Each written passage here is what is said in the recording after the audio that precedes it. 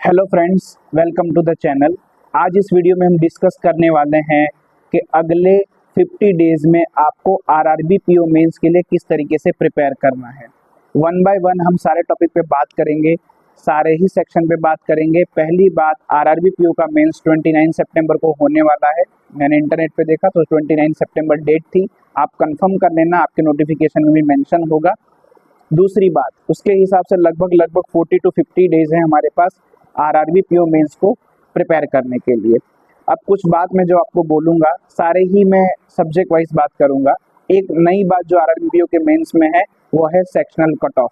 मैंने आपको पहले भी बोला था, अगर आप सारे सब्जेक्ट को इक्विवेलेंट इंपॉर्टेंस दोगे तो आपको कोई प्रॉब्लम नहीं आएगी, ठीक है ना। अब सेक्शनल टाइमिंग आने की वजह से सारे ही सब्जेक्ट का इक्वल ही इंपॉर्टेंस है। कंप्यूटर की मैं बात नहीं कर रहा हूँ, लेकिन आपको सेक्शन तो वहाँ भी निकालनी पड़ेगी। बाकी सारे सब्जेक्ट में ही आपको अच्छा स्कोर करना पड़ेगा, सब में ही कुछ ना कुछ स्कोर लेके आना पड़ेगा, तभी कुछ हो पाएगा। क्योंकि अब टाइमिंग दी गई है, इसलिए क्वांट और रीजनिंग सिर्फ एक के ही भरोसे पे रहने से हमारा काम नहीं होने वाला। सो वन बाय वन मैं सारी स्ट्रेटेजी आपसे शेयर करूंगा। सबसे पहले हम बात करेंगे क्वांट की। ओके, क्वांट में हमें क्या करना है। क्वांट में मैं आपको बोलूँगा कि आपको, अगर आप किसी भी टीचर से पढ़ रहे हो, ठीक है ना, तो आपको उन्हीं की मेंस की क्लासेस फॉलो करनी है। क्लासेस अगर पढ़ने की आदत है तो। दूसरी बात, क्लासेस जब फॉलो करो तो कुछ चीज़ें आपको ध्यान में रखनी है। उसमें ऐसा नहीं करना है कि बस सर ही सॉल्व कराते जा रहे हो और आप बैठे हो शांति से। आपको वीडियो पॉज करके वो क्वेश्चन सॉल्व करने हैं, तब आपका कुछ क्लास का प्रोडक्टिवनेस आएगा, अदरवाइज वो कोई काम का नहीं है। दूसरी बात, अगर आप पीडीएफ से सॉल्व करते हो तो अगर आप गाइडली की पीडीएफ से मेंस के बंडल सॉल्व कर रहे हो तो ओके है, वो भी आप यूज़ कर सकते हो, वो भी एक अच्छा सोर्स है अगर आपको पीडीएफ से कंफर्टेबल है तभी। अदरवाइज मैं आपको वीडियो सोर्स रिकमेंड करूंगा। मैंने हर्षल अग्रवाल सर के यूट्यूब प्लस पेड वो मेंस वीडियो देखे थे आरआरबी पीओ मेंस के लिए। यूट्यूब के ज़्यादा देखे थे, पेड के थोड़े कम देखे थे, ठीक है ना, टाइम के हिसाब से था। जहाँ से आपको जो सोर्स मिला आप फॉलो कर सकते हो। तो क्वांट के लिए तो इतनी स्ट्रेटजी है। याद रखिएगा, मेंस में क्वेश्चन सिलेक्शन रीजनिंग और क्वांट के लिए बहुत ही इंपॉर्टेंट हो जाएगा। सब कुछ नहीं करना है, क्वेश्चन सिलेक्शन करना है कि आपको क्वेश्चन इजी क्वेश्चन निकाल के पहले करने हैं। पैटर्न समझना है, एक दो टॉपिक मिक्स करके आएगा, फिर डेटा सफिशिएंसी के क्वेश्चन आते हैं, ठीक है ना। आपको स्टेटमेंट बेस्ड क्वेश्चन आएंगे, स्टेटमेंट 1 2 3 वाले क्वेश्चन आएंगे, इस टाइप के क्वेश्चन आएंगे। तो आपको सिर्फ समझना है, कुछ बहुत टफ होने नहीं वाला है, बट पैटर्न समझना है, सॉल्व करने का तरीका समझना है। स्टेटमेंट वाले क्वेश्चन में 1 2 3 इस टाइप के 3 अरिथमेटिक के सवाल भी आ सकते हैं। सो इस टाइप के क्वेश्चन आपको अच्छे से देखने को मिलेंगे। क्वेश्चन सिलेक्शन पे फोकस करना है, वो प्रैक्टिस और मॉक से ही आएगा। पहले आपको अच्छे से वीडियो फॉलो करना है और उसके बाद आपको मॉक टेस्ट देना है। मॉक टेस्ट में आपको बता देता हूँ, हफ्ते में एटलीस्ट 1 तो कंपलसरी है, 2 दे सको तो ज़्यादा अच्छा है। नेक्स्ट मंथ में तो आपको वीक में एटलीस्ट 2 मॉक टेस्ट तो देने ही चाहिए।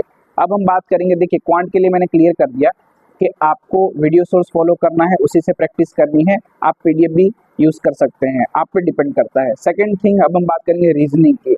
रीजनिंग के लिए अब आपको जो मेंस के कुछ टॉपिक है, इनपुट आउटपुट हो गया, फिर ये जो इनइक्वालिटी है या फिर सिलोजिज्म है, इनका जो कोडेड फॉर्म हो गया, इस टाइप के क्वेश्चन की प्रैक्टिस करना शुरू कर देना चाहिए।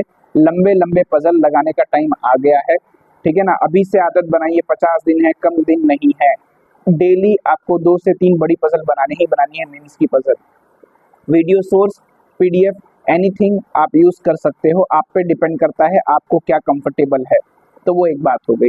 नेक्स्ट बात हम करेंगे कि रीजनिंग में और आप क्या कर सकते हो। तो video source, PDF and mock test, sectional mock test की भी आप मदद ले सकते हो। तो रीजनिंग के लिए यही इतना सोर्स होगा। थर्ड बात हम करेंगे इंग्लिश की। इंग्लिश के लिए जिसने पहले से रीडिंग की आदत बना रखी है उसके लिए बहुत अच्छा है, वो इजीली कर लेगा। आपने नहीं बनाई तो प्लीज़ आज से ही शुरू कर दीजिए। रीडिंग आपको डेली करना है, मैक्सिमम प्रैक्टिस करनी है। सेक्शनल टेस्ट, मॉक टेस्ट से प्रैक्टिस करनी है। प्रीलिम्स के भी लगा सकते हो, कोई दिक्कत नहीं है, लेकिन प्रैक्टिस करनी है। हो सके तो थोड़ी बहुत मेंस के लगाइएगा, प्रीलिम्स के भी लगा सकते हो, मिक्स करके लगाओ, ठीक है ना, ताकि आप मतलब नहीं तो अदरवाइज आप बर्नआउट हो जाओगे, आप कर ही नहीं पाओगे। इसलिए आप थोड़ा मिक्सअप रखिएगा। जो नहीं आ रहा है, जो क्वेश्चन गलत हो रहे हैं इंग्लिश के अंदर टेस्ट में, आपको उन्हें नोट डाउन करना है, उस वर्ड्स को नोट डाउन करना है, उस ग्रामर रूल को नोट डाउन करना है ऑप्शन में दूसरे वर्ड नहीं समझ आ रहे हैं उन्हें नोट डाउन करना है, बहुत बेनिफिट मिलेगा, ये स्ट्रेटेजी यूज कीजिएगा। English is all about practice. Video पे अपना टाइम वेस्ट मत करना, इंग्लिश के लिए प्रैक्टिस बहुत इंपॉर्टेंट है, रीडिंग बहुत इंपॉर्टेंट है, सेक्शनल मॉक टेस्ट बहुत इंपॉर्टेंट है। अब हम बात करेंगे अगले टॉपिक की और वो है हमारा कंप्यूटर। ठीक है ना, कंप्यूटर में आप क्या कर सकते हो। तो कंप्यूटर के लिए मैं आपको 3 चीज़ें बताऊंगा। पहली बात, अगर आपने डॉक्टर गौरव गर्ग का कोर्स ले रखा है प्लीज़ कंटिन्यू उसे करें कंप्यूटर के लिए। सेकेंड कैटेगरी है जो भी अरोड़ा एजुकेटर, उन सर के वीडियो पहले से देख रहे हैं आप उन्हें कंटिन्यू कीजिए। अगर आप इस 2 कैटेगरी में से नहीं है या फिर आप किसी भी टीचर से नहीं पढ़ रहे हो तो आप ओली बोर्ड की पीडीएफ यूज़ कर सकते हो, बट पीडीएफ से इतना आउटपुट नहीं आता है। ठीक है ना, उसके बाद भी ओली बोर्ड की पीडीएफ बेस्ट है। मैंने बाकी भी पीडीएफ देखी थी, मैंने खुद से भी उसी से पढ़ा था, लेकिन मैं इतना टाइम दे नहीं पाता, अदरवाइज और हाई स्कोर हम कर सकते थे। तो प्लीज़ आप पीडीएफ भी फॉलो कर सकते हो, आप चाहे तो दूसरी भी देख ले, लेकिन बाकी पीडीएफ बहुत बल्कि है। ओली बोर्ड की थोड़ी छोटी पीडीएफ है, आप उसे कवर कर पाएंगे। अगर वीडियो सोर्स पहले से फॉलो कर रहे हो तो प्लीज़ उस पर स्टिक रहिए। किसी भी टीचर का फॉलो कर रहे हो इट्स ओके, आप उस पर स्टिक रहिए। कंप्यूटर के लिए कुछ इंपॉर्टेंट टॉपिक जो आपको पहले प्रायोरिटी में करने हैं। एमएस ऑफिस बहुत ज़्यादा इंपॉर्टेंट है, जिसके अंदर एक्सेल वर्ड सब कुछ आ जाता है। सेकेंड थिंग, इंटरनेट, ईमेल, कुछ ऐसे टॉपिक है जिसमें से क्वेश्चन आना ही आना है, वो आपकी प्रायोरिटी पे होना चाहिए। प्रायोरिटी के हिसाब से करना, कोई भी टॉपिक पकड़ के मत बैठ जाना। नेक्स्ट बात आती है जर्नल अवेयरनेस की, बहुत इंपॉर्टेंट है। तो उसके अंदर भी हमारे 3 कैटेगरी के स्टूडेंट हो गए। एक वो कि जो पहले से ही जनरल अवेयरनेस कर रहे हैं by any teacher, please continue करें अपने टीचर को, उनके नोट्स, उनकी पीडीएफ जो भी पढ़ रहे उसे रिवाइज करें। सेकंड कैटेगरी है जो पहले से ही कोई पीडीएफ फॉलो कर रहे हैं, प्लीज़ आप उन्हें फॉलो कीजिए, उसे ही कंटिन्यू रखिए। थर्ड कैटेगरी आती है जिन्होंने अभी शुरू नहीं किया, तो आपके लिए मेरा एक ही सजेशन होगा, कोई भी एक पीडीएफ जो भी आपको ठीक लगे, मैं आपको अगर रिकमेंड करूँ तो आप ओली बोर्ड की जो बोल्ड पीडीएफ आती है वो यूज़ कर सकते हो, बजू का यूज़ कर सकते हो, प्रैक्टिस मोड का वो भी फ्री है, गाइडली के भी पीडीएफ आती है, करंट अफेयर की वो भी यूज़ कर सकते हो, अफेयर क्लाउड की भी पेड पीडीएफ आती है पॉकेट वाली, वो भी यूज़ कर सकते हो, उससे आप कर सकते हो।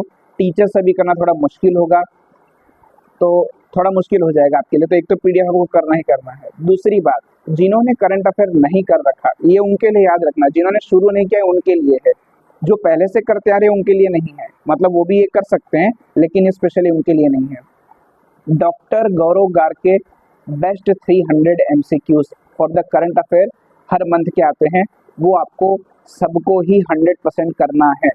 ठीक है, और उनका बैंकिंग अवेयरनेस का एक वीडियो आता है मंथ में, अगर वो भी पॉसिबल हो तो वो भी कर लेना। अगर आप पहले से किसी टीचर से पढ़ रहे हो तो अपने टीचर को कंटिन्यू करना, इसमें पढ़ने की ज़रूरत नहीं है। जिन्होंने कुछ नहीं किया है उनके लिए मैं बता रहा हूँ, 300 बेस्ट MCQ आपको करके ही जाना है। उससे क्या बहुत स्कोर आ जाएगा? नहीं, ठीक ठाक काम निकल जाएगा, बहुत आप हाई स्कोर तो नहीं कर पाओगे। हाई स्कोर तो वही करेगा जो पहले से ही करंट अफेयर को करते आ रहा है या फिर जिसने पहले से ही प्रिपरेशन कर रखी है। तो ये मेंस के लिए एक आउटलाइन थी जो आपको फॉलो करनी है। अगर आप चाहेंगे तो मैं पर्टिकुलर सब्जेक्ट पे भी मेंस की स्ट्रेटेजी बना दूंगा। दूसरी बात, प्रीलिम्स के लिए क्या करेंगे, क्योंकि आगे प्रीलिम्स भी तो लाइन अप है अलग अलग सब्जेक्ट के। 2 मॉक टेस्ट डेली दीजिए और कुछ मत कीजिए प्रीलिम्स के लिए। अब प्रीलिम्स के लिए तैयारी मत कीजिए, सिर्फ 2 मॉक टेस्ट डेली दीजिए। अगर उसमें कोई प्रॉब्लम आ रही है या फिर कोई टॉपिक रह जा रहा है फिर उस पर काम कीजिए, अदरवाइज। लेकिन अगर आपने सिलेबस अच्छा खासा कवर कर रखा है तो अगर आपने प्रीलिम्स की भी तैयारी बेकार सी कर रखी है तो आपको करना पड़ेगा। अदरवाइज जो मेंस की प्रिपरेशन कर रहे हैं उनके लिए 2 मॉक टेस्ट प्रीलिम्स के डेली देना, ठीक है ना, जो आपके आगे वाले प्रीलिम्स में काम आने वाले हैं।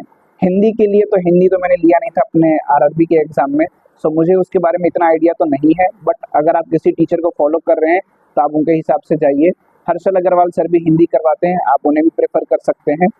सो ये थी आरआरबी पीओ मेंस के लिए एक छोटी सी स्ट्रेटजी जो आपको फॉलो करनी है 50 दिन के लिए। क्या क्या इंपॉर्टेंट है, लेक्चर्स बहुत इंपॉर्टेंट है, अगर आप लेक्चर से तैयारी कर रहे हैं। पीडीएफ बहुत इंपॉर्टेंट, अगर पीडीएफ से कर रहे हैं।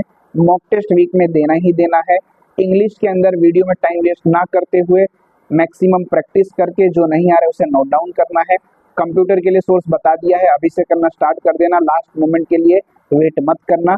करंट अफेयर के लिए भी मैंने आपको बता दिया है, उस तरीके से आप कर सकते हैं। So thanks for watching my videos. और आरआरबी क्लर्क मेंस के लिए भी सेम ही रहेगा, ठीक है ना, वहाँ तो आप मैक्सिमम अटेम्प्ट कर पाएंगे क्योंकि वहाँ पेपर ईजी आएगा। पीओ मेंस के लिए इतना ही था। और जैसे एग्जाम नजदीक आएगा तो मैं आपको और गाइड करूंगा, और आगे इंटरव्यू के लिए भी मैं आपको गाइड करूंगा जब मेंस ओवर हो जाएगा उसके बाद। Thank you.